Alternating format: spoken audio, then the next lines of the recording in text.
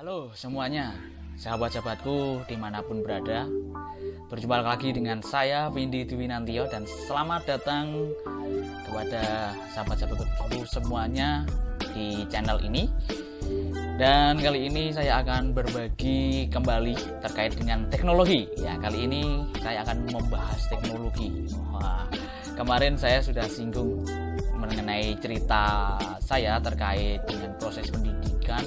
Tentunya lambat laun mengalami perubahan ya, mengalami peningkatan tentunya secara teknologi, secara digital tentunya.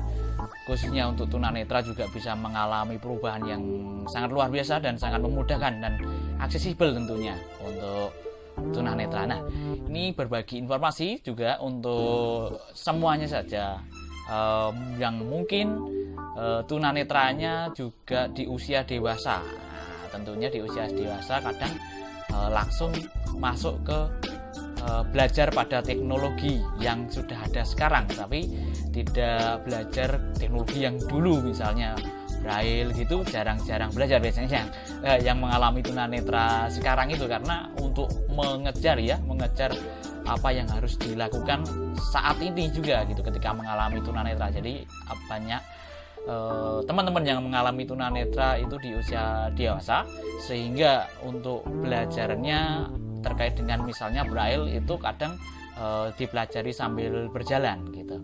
Nah, karena saya tunanetranya dari kecil sehingga saya mempelajari braille itu juga dari usia masuk sekolah. Nah, jadi saya mempelajari braille itu, mengenal huruf braille sampai simbol-simbolnya, dan sampai saat ini dengan adanya teknologi yang berkembang sangat pesat ya perkembangannya.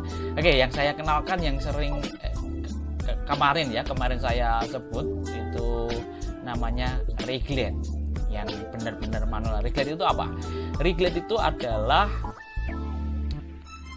sebuah teknologi tua ya, teknologi yang lama yang diciptakan untuk membantu komunikasi seorang tunanetra atau penderita tunanetra gitu. Nah, Reglet itu digunakan untuk membuat titik-titik timbul yang bertujuan untuk menciptakan sebuah pola yang mengacu pada huruf-huruf braille. Jadi pada dasarnya Reglet itu sendiri teknologi ya, sudah alat yang membantu tunanetra untuk membuat yang namanya tulisan gitu. Jadi Reglet itu bahasa Inggrisnya sering disebut SLATE, SLATE ya. Jadi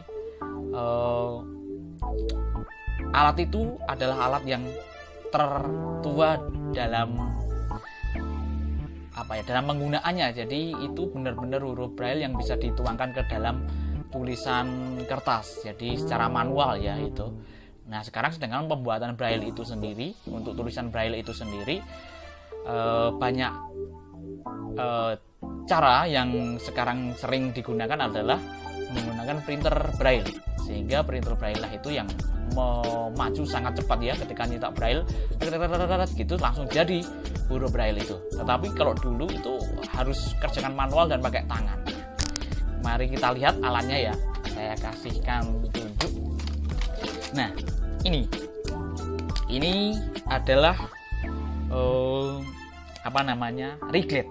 Ini Reglet yang umum sering digunakan oleh semua kalangan tunanetra, biasanya menggunakan yang Reglet ukuran ini. Nah, ukuran Reglet ini adalah baris 4. Disebut baris 4 ini. Di sini ada kan? Nih. Ini 1, 2, 3, 4. Nah, ini ada 4 baris. Nah, kalau sahabat-sahabatku yang awas bisa lihat ini ada 4. Ini 4 baris. Nah, dalam satu baris ini terdiri dari 28 ya.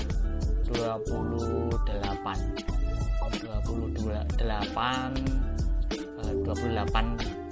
kotak. Jadi deretan baris yang terdiri dari kotak-kotak. Jadi seperti di tampilan Excel. Jadi satu baris terus dibentuk kotak-kotak. Kalau orang awas kurang jelas melihat ini, seperti gambarannya kayak di apa namanya, di Excel. Jadi tampilan Excel gitu. Jadi ada sel. Jadi ada sel-selnya seperti ini. Jadi satu barisnya ada satu kotak, 1 2 3 gini sampai segini sampai sini. Ini kotak-kotak semua. Nah, kotak-kotak inilah yang digunakan untuk membuat titik-titik yang akan membentuk, misalnya kita ingin bentuk pola, kita bentuk pola. Nah, polanya itu mengacu pada tulisan atau huruf braille. Nah, seperti itu. Ini baris 4. Nah, cara penggunaannya ini kayak gini. Ini kita buka. Setelah gini. Megangnya seperti ini. Ini dibuka ke sini. Nah, ini jadi seperti ini. Jadi seperti ini, ya kan? Seperti ini jadinya. Nah, ini kertasnya nanti ditaruh sini. Kertasnya ditaruh sini. Lalu ini tutup kembali ke sini. Nah, kita dan di sini ada pengaitnya. Di sini di sisi pojok-pojokannya ini ada titik kayak paku ya. Kayak paku, kecil sekali sih. Gitu. Di sini sama sini sama sini sama sini. Ini kuncinya untuk mengait kertas biar tidak kertas itu apa namanya? Lepas gitu. Jadi ketika buat nulis tidak lepas dari ininya. Jadi ketika dijepit tik gini, dijepit ini kan sudah ada kertasnya, dijepit misalnya ini ada kertasnya, jepit tek gini nah lepas. Nah, baru ditulisnya dari sininya. Nah, jadi dipasang. Makanya ini tembus, di sini ini tembus. Nah, tembus. Nah, sini ada lubang kecil-kecil banget. Kecil-kecil banget ini fungsinya untuk apa ya? Untuk landasan untuk membuat huruf timbul tadi gitu. Nah, ini yang baris 4. Baris 4 terdiri dari itu tadi. Nah, cara masangnya mari kita tes. Mana kertas? Nah, ini kertas ya. Ntar pasang. Kertasnya bebas saja. Kertasnya yang penting kalau tebal juga ke tangan itu juga terasa. Makanya yang biasa. Nah, biar ini masangnya ntar.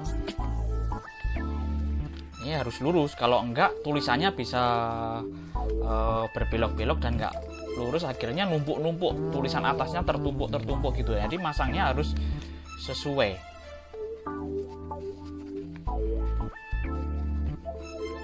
Namanya teknologi lama, teknologi tertua ini namanya. Makanya masih manual tapi sudah sangat membantu. Zaman dulu saya belajarnya juga seperti ini yang saya ceritakan kemarin ya, di tantangan-rintangan seorang tunanetra ketika menempuh pendidikan itu yang saya alami. Nah, ini dijepit kayak gini. Nah, kan? Nah, ini bisa ini kertasnya biasa. Tidak tahu ada tulisannya apa ya. Nanti nggak olah ada tulisannya apa, yang penting kertas HPS biasa ini 80 gram, kertas yang biasa gini bisa gunakan kayak gini. Nah, nulisnya konsepnya itu dari sini. Nah, bingung kan? Nah, nanti kita belajar mengenai konsep braille ya, lain kali yang lebih mendalam dan lebih mendetail. Jadi menulisnya itu dari kanan ke kiri. Bingung mesti kita. Dulu saya awalnya juga bingung kok belajarnya, nggak jadi terbalik kan, bayangannya nulisnya dari kiri ke kanan gini kan, tapi ini dari kanan ke kiri, tik tik tik tik tik tik tik tik gitu, tik tik tik tik. Nah gitu. Nah itu baru nanti muncul tulisannya sebaliknya. Nah gambarannya kayak gini, ketika nulisnya dari sini ke sini, dari kanan ke kiri gini, nanti bacanya di sebaliknya. Tapi ini dibuka ya, ini nggak usah dibuka dulu, tapi seolah-olah kita udah hasil tulisannya. Nah, ketika ditulis tek tek tek gini kan munculnya di bawahnya sini, Nah, ketika muncul di bawah sini bacanya kayak gini, dari sini, dari kiri ke kanan bacanya, kayak gitu, dari kiri ke kanan gini bacanya. Nah, kayak gitu.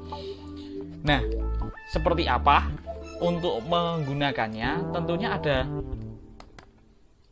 ada pasangannya.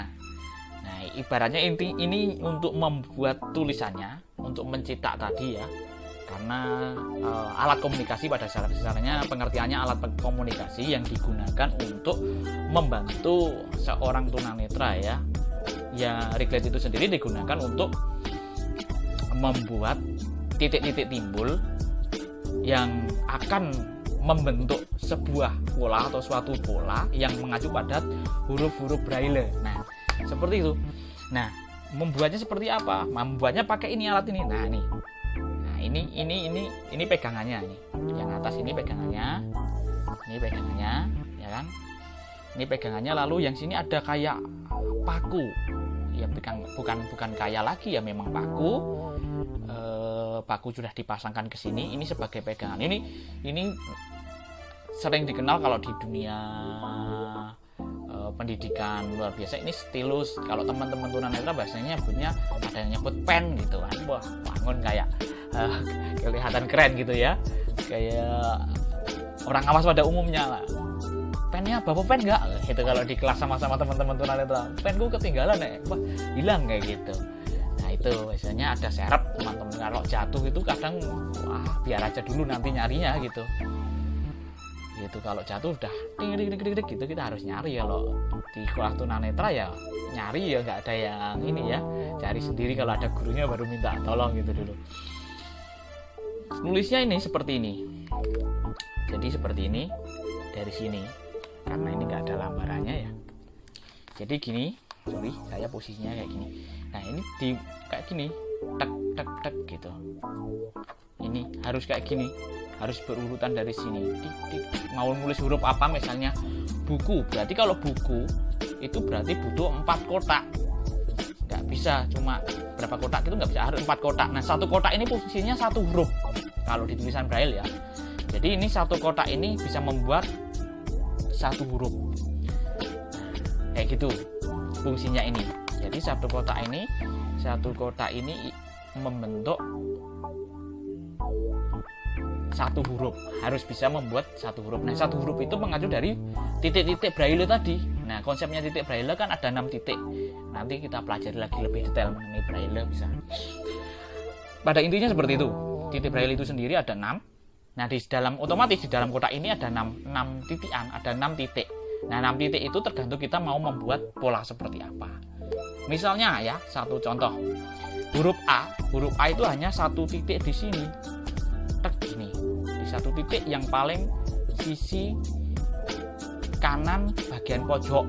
Nah, kayak gitu gambarannya kalau dibentuk kotak ini. Nah tapi nanti jadinya kalau dibalik bacanya jadi di sini, A-nya di sini. Karena ini kalau saya tulisin braille nggak kelihatan juga ya di kertas ini. Nanti kita pelajarin dengan teknologi yang sangat berkembang lagi. Nah, ini yang sangat manual. Jadi ada ring light ini sendiri, ada pen. Nah, ini yang baris 4. Jadi setiap nanti kalau sudah habis ini 4 baris, sudah habis ya. Misalnya nulis satu paragraf gitu, sudah selesai satu paragraf ini, ganti bawahnya berurutan terus, gambar bawahnya 4 baris. Setiap 4 baris harus membuka ini, digeser seperti ini. Setiap 4 baris langsung digeser seperti ini, geser lagi. Nah seperti ini, dipaskan lagi kayak gini, jepit lagi kayak gitu terus. Itu prosesnya. Ini yang baris 4. Nah, baris 4. Nah ada lagi yang agak biar memudahkan, jadi semakin berkembang ya, dari ini aja semakin berkembang. Ini ada cuma 4 baris, lalu kemudian ada lagi yang ini. Nah, ini luar biasa. Nah, ini sangat lumayan. Berapa baris ini? 1, 2, 3, 4, 5, 6, 7, 8, 9. Nah ini 9 baris, sama 9 baris. Kalau yang tadi 4 baris, yang ini 9 baris, sama. Titik kotak-kotaknya ada, setiap satu baris terdiri dari beberapa kotak. Kalau ini ada berapa kotak? 1, 2, 3, 4, 5, 6, 7, 8, 9, 10, 11, 12, 13, 14, 15, 16, 17, 18, 19, 20, 21, 22, 23, 24, 25, 26, 27, 27. Ya, pokoknya inilah. Nanti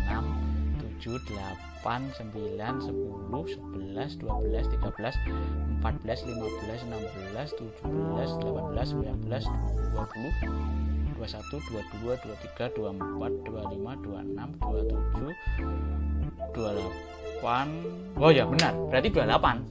Sama ini 28. Sampai gak memperhatikan ya. Dari dulu pakai padahal. Ya cuma ingat sih pernah dikasih tahu dulu, pernah ngitung juga gitu kan. Oh 28, 27, 28 gitu. Tapi ya lupa namanya ya. Yang penting pakai bisa jadi tulisan. Ini sama fungsinya kayak gini. Nah, ini saya Maneman ini bisa jarang ini kayak gini. Ini baris 9. Baris 9 ini sama. Ada pakunya juga. Sisi sini paku, bukan paku seperti timbul ya, lancip untuk mengait. Sama sini ada ini, nah, ada kan, sini ada. Jadi kayak gini fungsinya, sama fungsinya.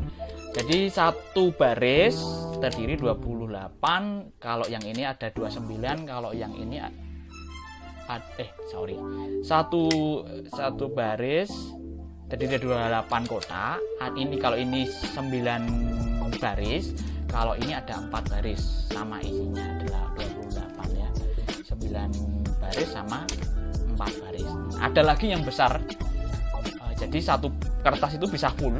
Jadi satu kertas itu bisa terjepit. Jadi kemudahannya kan tidak perlu menggeser-gesernya, ini jarang, menggeser ke bawahnya jarang. Kalau yang tadi sedikit-sedikit 4 baris geser. Kalau yang ini 9 baris sekali baru geser. Setelah baris yang ke-9 udah habis, bawahnya masuk baris ke-10 harus geser. Ada yang di atasnya lagi itu baris 27. Wah, itu besar lagi dan bisa satu kertas full, jadi enak. Itu teknologi yang semakin berkembang ya, untuk memudahkan. Nah, fungsinya perkembangan teknologi kan untuk memudahkan, semakin mudah gitu. Ya itulah. Dan itu nulis terus tek gini. Makanya aku bilang yang agak sampai ke tangan ini, sampai habis nulis gini masih gini tangannya gitu. Nah, itulah fungsi Riglet untuk bagaimana si tunanetra bisa belajar apa yang dipahami, apa yang telah dipahami lalu ditulis dan dibaca itu dengan cara seperti itu membuatnya. Oke, mungkin itu ya sahabat-sahabatku semuanya yang dapat saya bagikan, saya sharekan terkait teknologi tunanetra yang mengalami perkembangan yang sangat pesat. Ini adalah teknologi yang tertua, artinya tertua itu yang benar-benar sangat manual ya, untuk menulis braille dengan cara seperti ini.